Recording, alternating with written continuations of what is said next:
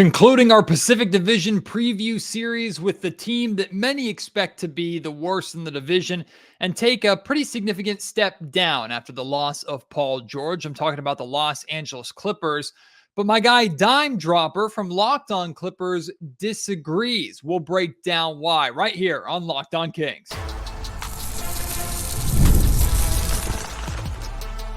You are Locked On Kings, your daily Sacramento Kings podcast. Part of the Locked On Podcast Network, your team every day. And now, ladies and gentlemen, it is that time for another episode of Locked On Kings. Hello and welcome into Locked On Kings, your podcast hub for Sacramento Kings coverage all season long and all off-season long too. Today's episode is brought to you by FanDuel. Now through September 22nd, all FanDuel customers can bet $5 and get a 3-week free trial of NFL Sunday Ticket from YouTube and YouTube TV. Visit FanDuel.com to get started. My name is Matt George. I have the privilege of being your host here. I'm a Sacramento sports anchor and reporter for ABC 10 News. And I've had fun here during this Pacific Division series comparing the Sacramento Kings with all of their divisional opponents. Started with the Lakers, then the Warriors, recently did the Suns, and now we're wrapping up here with the Los Angeles Clippers. I hope you've enjoyed this series, kind of getting a perspective of how the Kings match up with or what position that the Kings are in compared to their divisional neighbors. And now we focus on a team that last season I incorrectly predicted was going to be the worst team in the Pacific Division. They were not. The Clippers were very, very good last season. Now they are not the same team. They're opening up a brand new arena. The Intuit Dome looks unbelievable, but they lost Paul George. They're still uber reliant on Kawhi Leonard and whether or not he is going to play. And with the exception of Kawhi and James Harden, there's questions about where the scoring is going to come from on this Clippers roster. So we're going to dive in. My guy Dime Dropper joins me here for this final Pacific Division preview. We're going to talk about the Clippers. Are they the worst team in the Pacific Division? Should they be looked at as the worst team in the Pacific Division? If not, which team should be looked at as potentially worse than them? And when we're talking about worst in the division, how big of a gap are we talking about? Because I expect the Pacific to be good. So is the worst by a significant margin? Or may it only be a handful of games here or there? Dime Dropper and I discuss right here on Locked On Kings. Welcome to a Pacific Division preview with the Sacramento Kings and Los Angeles Clippers. Matt George from Locked On Kings, Dime Dropper from Locked On Clips. We're coming together to talk about where these two teams are at in the Pacific, and more specifically, maybe even in the Western Conference, and just how crazy this conference is. Dime, there are going to be a number of your listeners that maybe aren't too happy to hear from me, because what they might remember of me from last year is the take and the belief that the Clippers were going to be the worst team in the Pacific Division. Turns out I was dead wrong about that, right? Couldn't have been more wrong. However, that now seems like more of a consensus amongst everybody for this year based off of what happened this offseason. So I'm not going to be the one to put it out into the universe, but it seems like a lot of the universe believes that if we're talking about the division, not that the division matters that much, but these 5 teams in the West that all are trying to get a playoff spot, and all 5 might end up with a playoff spot with just the way the West is going. It seems like the Clippers are expected to struggle the most out of all these 5 teams. Do you think that's a fair assessment, or do you think the the Clippers are being underestimated simply because of the departure of Paul George? Definitely feel like they're being underestimated, even though I'm not super high on the team in the sense that I don't believe they're a championship team, a championship contender without Paul George. So that's where people might say I'm negative about it. But in the context of this conversation, who's the worst team in the Pacific, I do not see. I mean, it could happen based on injuries, but the Warriors are better than the Clippers. I disagree. Like, they have no second star. Their defense is kind of suspect, whereas the Clippers added a bunch of defenders around James Harden and Kawhi, with Derrick Jones Jr. coming in and Nico Batum and Chris Dunn.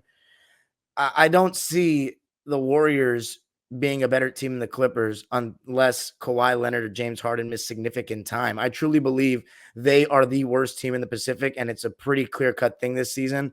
They've done almost nothing to improve. They brought in Kyle Anderson, who I love actually because he went to UCLA, but Kyle Anderson and who else am I forgetting that they brought Buddy in? Hield. Buddy Hield, Hield. Kings legend. Right, and losing Klay Thompson, yeah.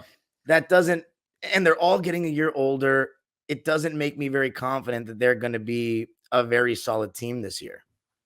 So I got the sense when Paul George left, I got the sense from you and listening to your podcast a little bit and listening to the stuff you put up on Twitter that there was almost a relief to it. It's like, okay, you know what? It's over. The saga's over. We can kind of move on. And look, the fact that there's still James Harden here, Kawhi Leonard still here, the Clippers are still a good team. It's not like they're going into full on tank mode, but was there a relief that the Paul George kind of circumstances or sweepstakes or whatever the case is over? Do you think, not that the Clippers will be better because Paul is no longer here, but the fact that maybe the distraction is gone or they can focus in on who they do have, do you think that has a chance to make this team look better than how they played last season? Not quite, honestly. I wasn't stressed out about the Paul situation. I think it was more so that Clipper fans aren't too bothered by seeing him leave because he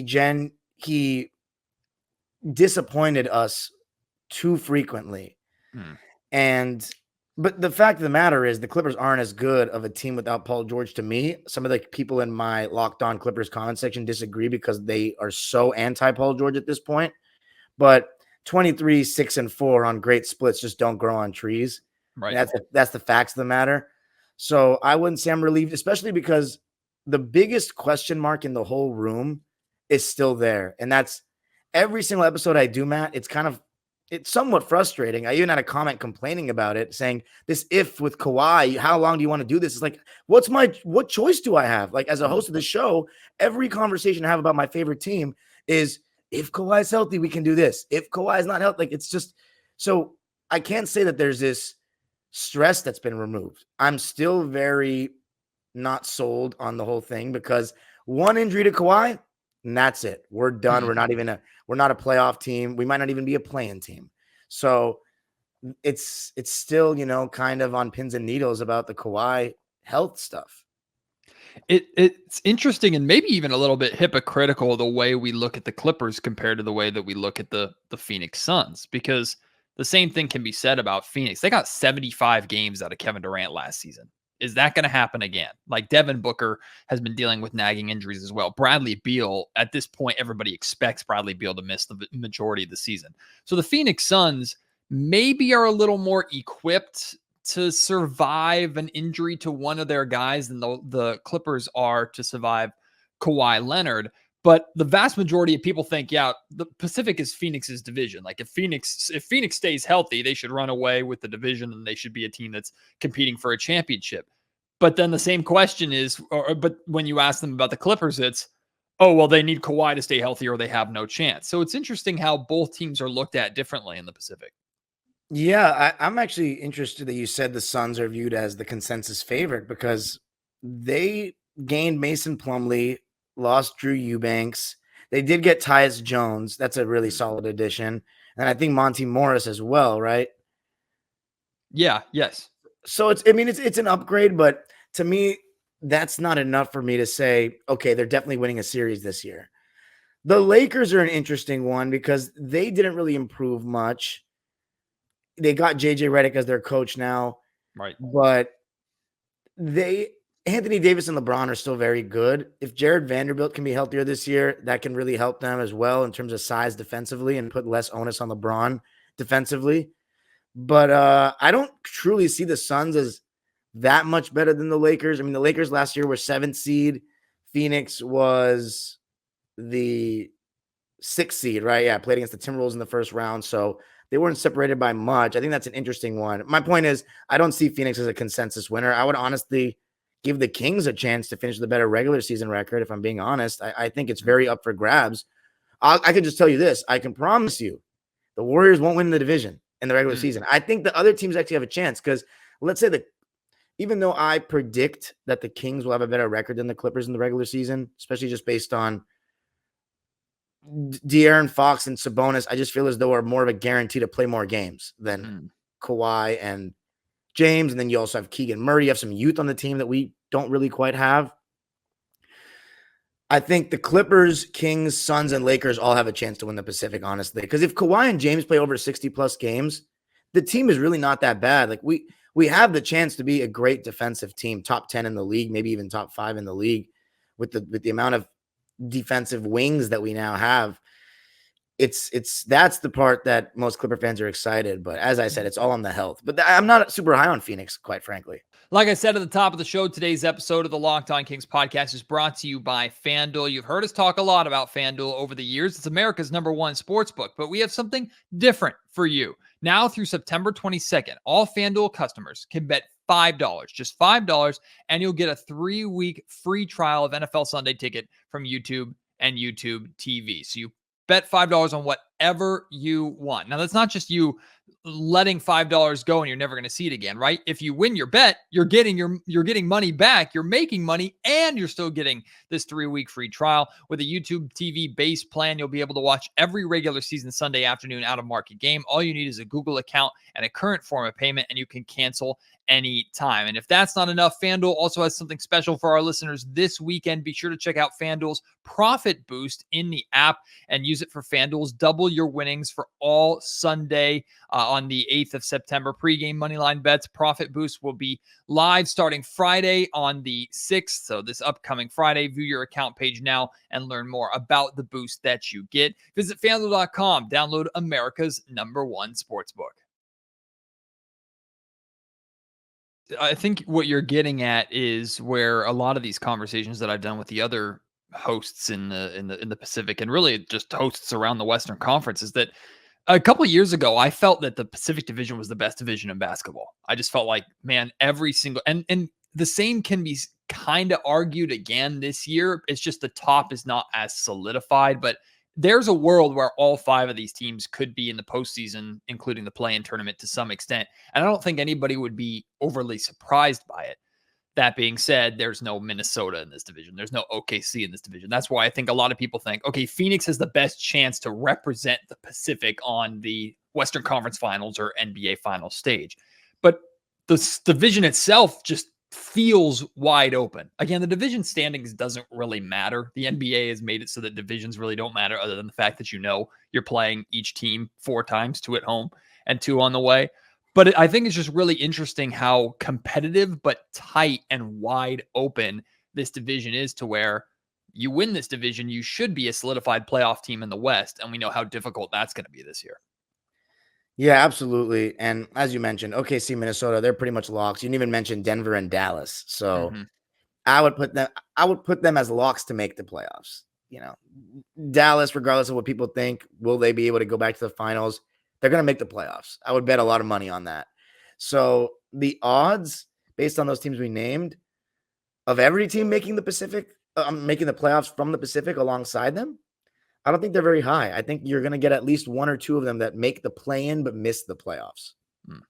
The regular season, too, I think matters a heck of a lot to the Sacramento Kings dime, in the sense that, we're in a period now where every single Western Conference game could have massive implications, because you finish 1 or 2 games or 1 or 2 wins fewer than another team. That could be the difference of 2-3 spots in the standings, just with how we expect the Western Conference to be. I think the regular season matters a lot to a team like Sacramento, because even if they end up being the best team in the Pacific, this team needs the experience of growing together. And I think they need playoff seeding maybe more than a Phoenix or maybe even a Los Angeles Clippers do. If you look at the Clippers, is it fair, or is it okay to look at the Clippers in the sense that, hey, just get there, just get to the postseason, and then you have enough talent to put together a run? Or does where they finish in seeding and standings and things, do you think that matters more than, hey, just get there in some capacity? It's honestly a really good question, because the last 2 years we've really debated this point. In 2023, the mentality was just get there. And that's the season where Kings even finished higher than the Clippers. Just get there. And it was poor. We built no good regular season habits. constantly in and out of the lineup were Kawhi and Paul George. We got Russell Westbrook as like a panic move late in the season. So it was really about just getting there, and it didn't work because Paul George was injured late in the season anyways, and Kawhi Leonard was injured in the playoffs anyways. So it's like we might as well just go hard and do the best we can. If someone gets injured, someone gets injured. And that's kind of what happened. But the saddest part is Kawhi didn't necessarily get injured. It was knee inflammation. So like not a specific moment where he got hurt. It was like the wear and tear, which makes you think like, what can the Clippers do with this guy? Do they have to manage him, or else he's got no chance to play? When they play him full speed or full throttle, while he might be an all NBA type player, is he going to have the juice to go in the playoffs? So I think this season, Matt, you're going to see the Clippers go back to let's just get there as long as Kawhi Leonard is healthy. No one else. As long as Kawhi Leonard is healthy, we will take our chances because, fun fact for any Kings fans listening, Kawhi Leonard in his 5 years as a Clipper, and obviously this has to do with COVID as well, has only played one game with a sold-out playoff crowd in front of Clipper fans, and he wasn't even fully healthy. That was game 2 against Dallas this year. He's never given us a signature playoff moment in front of us, and he's been on the team for 5 years. So that tells you a lot. At this point, the organization just wants playoff Kawhi to show himself again, and we haven't seen that since 2021, right before he tore his ACL.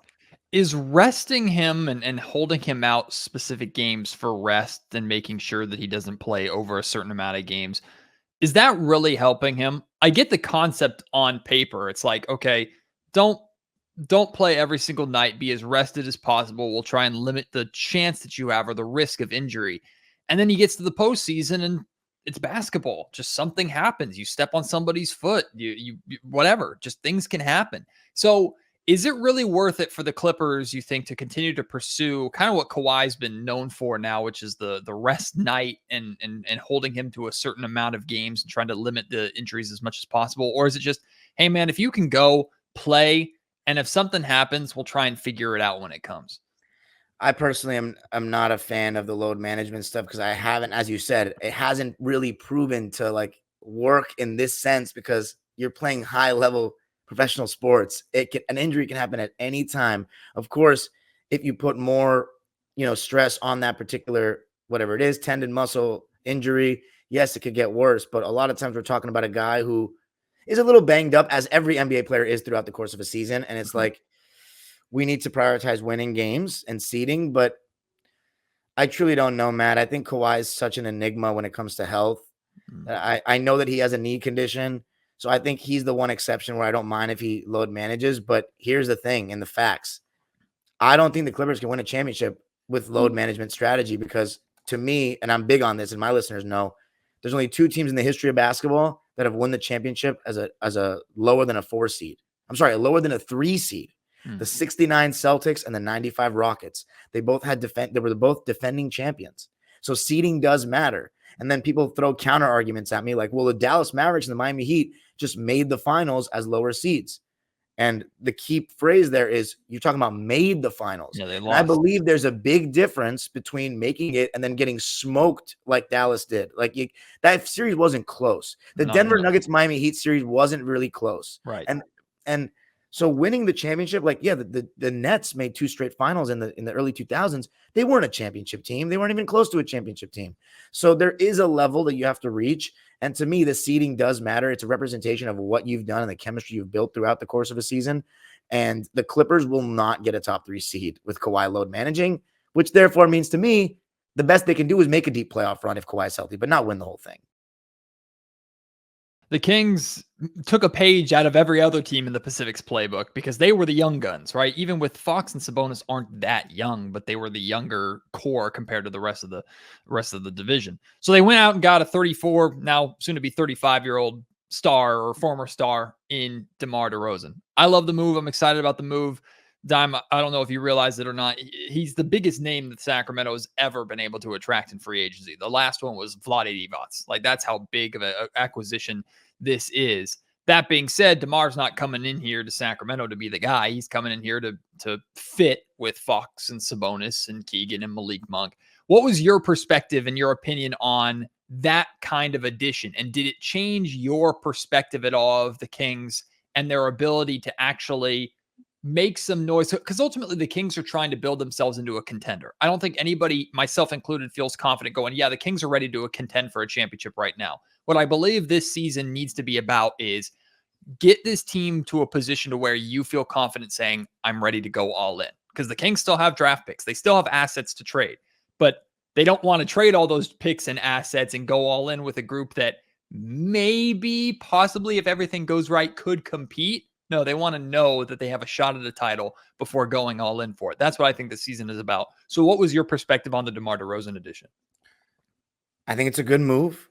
The Sacramento Kings could definitely use some half-court scoring, I think, when the game slows down. You know, you guys have played a very fast pace the last couple of seasons. I don't know about last season's numbers, but weren't you one of the top teams in the league in pace the 2023 season? Correct. Yes. And last season, it definitely took it. Offense across the board took a dip last season with the Kings' focus on the defensive end. Okay. So then bringing in DeRozan is good. You know, you get a guy who can score in slightly different ways than Fox and Sabonis, you know, mid-range, catching on the wing, mid-post, that kind of deal. So you have a legitimate, like, big three, so to speak, now, which I think is a very solid dynamic. And I think my first thought was, yeah, I wouldn't put the Kings in a championship discussion because of DeRozan, but I would say you got a chance to win a series now, which the Sacramento Kings haven't done since, 2005? Yeah, been a while. Yeah.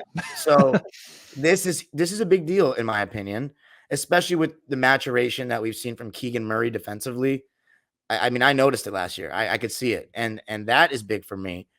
And then Keon Ellis kind of showed himself a bit last season defensively. Take whose spot did he take? Kevin Huerter's spot in the starting lineup that he took? Correct. And that's up for grabs still, too. We don't know if Kevin's going to get it back or if Keon's going to keep it, or even Malik. I think Malik should start, but we'll see what the Kings do there. The question is, I mean, with DeRozan, Monk, Fox, Sabonis, do you want another better defender? Because that feels like Keegan Murray is tasked with a lot there. But I think DeRozan will absolutely help. The best thing as far as the DeRozan addition is concerned is that, as you said, this is the first time in DeMar's entire career since he became a star caliber player in the league where he's not the number one scorer, really. And I thought he came to Chicago to be like a 1A, 1B, but I think kind of the alpha in DeRozan and the natural deferring of Levine mixed with the injuries that Levine had made DeRozan the number one. Yeah. So this is a guy who's averaged 24 plus points the last 3 seasons. Now he's essentially the third option or the second scoring option. And I think this is going to be very good for him because maybe now with less pressure on him, he can shed some of the playoff, choker labels and whatnot, DeFrozen or whatever, and get a series win. And that would be huge for a Sacramento Kings franchise. DeRozan would be viewed as a legend for that. You said something earlier that I wanted to revisit because I think it's the area out of the division where the Clippers could have the biggest edge. You brought up the defense.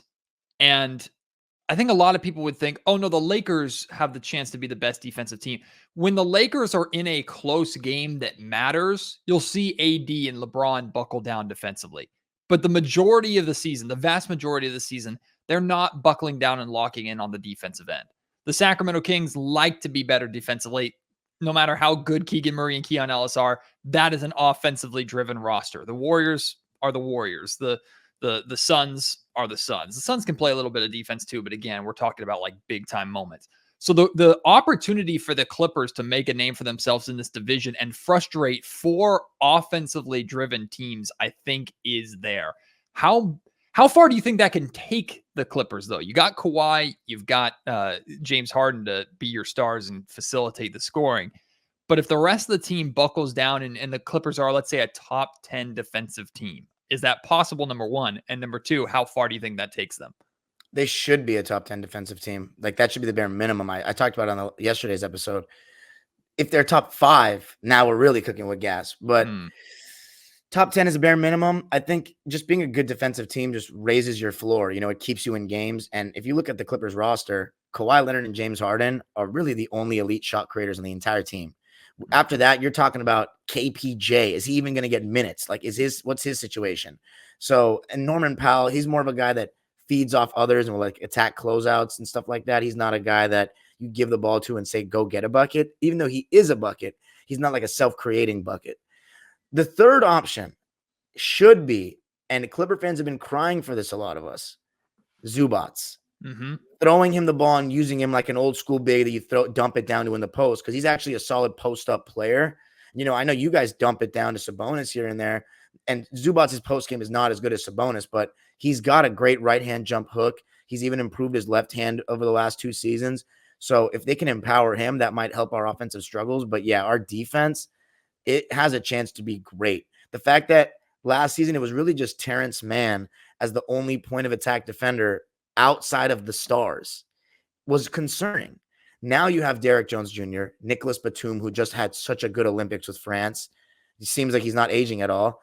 And then Chris Dunn, who you brought in as a solid point of attack defender. Now, I mentioned all those guys. I didn't even mention Terrence Mann or Kawhi Leonard. And if it's Zubats is behind them, blocking shots.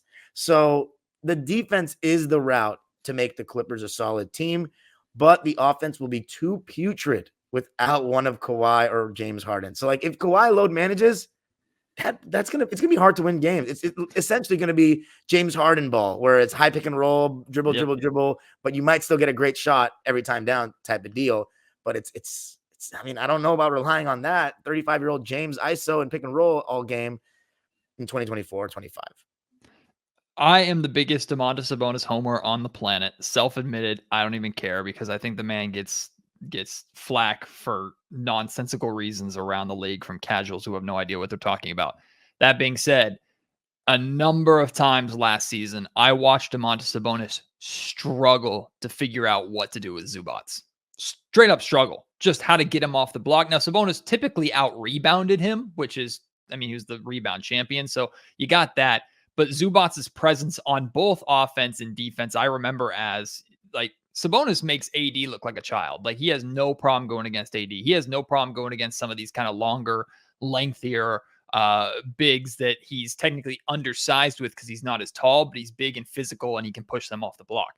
Zubats ain't moving. Zubats doesn't go anywhere, and Sabonis is as physical as it gets. So I like what you said about Zubats, and I like the extension that they gave him and everything. Zubats is a good player. So it makes sense to me that Clipper Nation is kind of calling for it a little bit more, because we have an issue in Sacramento here as well, where we're kind of screaming at Sabonis to score more and shoot more because his first instinct is to get his teammates involved.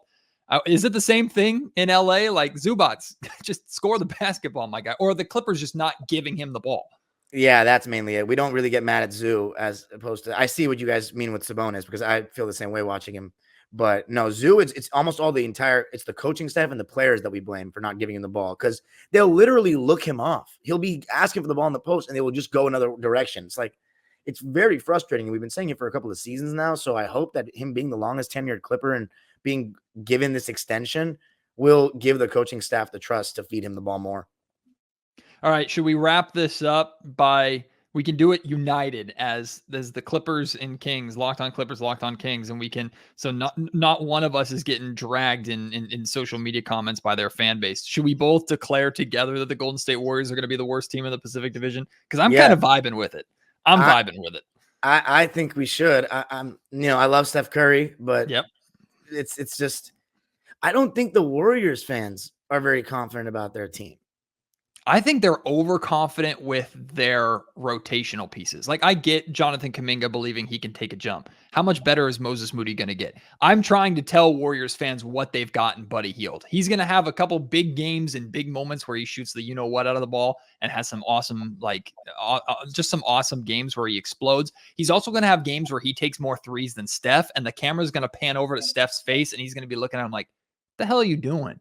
So, and even more than the Kawhi Leonard injury, the Warriors lose Steph, and I'm not rooting for this to happen because Steph was unbelievable in the Olympics, and as much as he's destroyed the Kings in his entire career, I love watching Steph Curry play. I'm never rooting for a Steph injury. But if Steph goes down for any period of time, that team is decimated, just decimated. Because Draymond Green's going to quit too when Steph is not playing. So I'm in belief with you. I think the Warriors are going to be the worst team in the Pacific, but I also don't think the worst team in the Pacific is going to be super far behind the rest. They'll just be maybe a few games behind them. That's how I expect this division to go. Yeah, I tend to agree. And you're right about the Steph thing. If they don't have Steph, I really don't know what they can do.